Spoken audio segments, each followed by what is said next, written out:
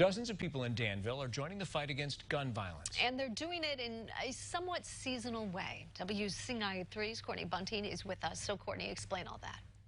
Yeah, Jennifer, well, they're putting up blue lights on their porches, and they say it's to spread the message that the people living in those homes will report anything suspicious they see to police. Now, the supporters say if it takes a village, that's what they'll deliver. It's scary to be afraid of being shot at just for driving down the road.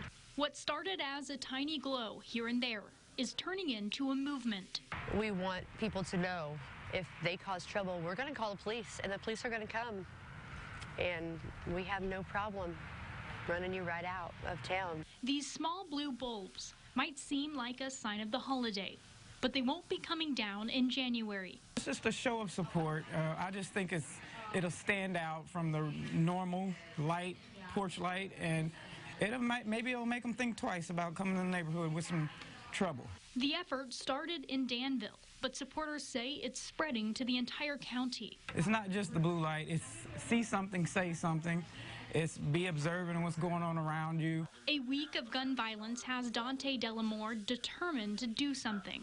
His house was hit by a stray bullet 5 blocks away during a shooting in the 1100 block of Harmon Street. This was like pop, pop, pop, pop, pop, pop, pop, pop, pop. And then right after we heard that, we heard what sounded like a baseball or something just hitting the side of the house. He's having trouble shaking the thought of what could have happened. I can still see the bullet upstairs, the hole, which is head level to my children, right where they're plugged in their tablets. It's a good neighborhood.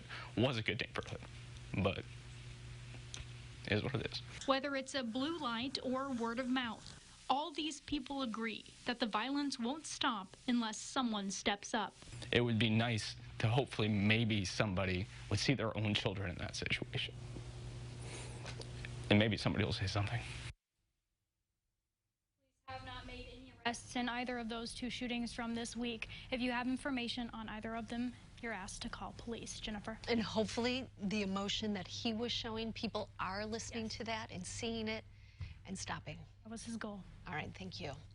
Now, the same group campaigning for blue lights is called Concerned Citizens of Danville. This Sunday, they'll be knocking on doors in the area of Harmon and Grant Streets around noon. That's where a lot of the violence is happening. They'll be asking people to put up blue lights.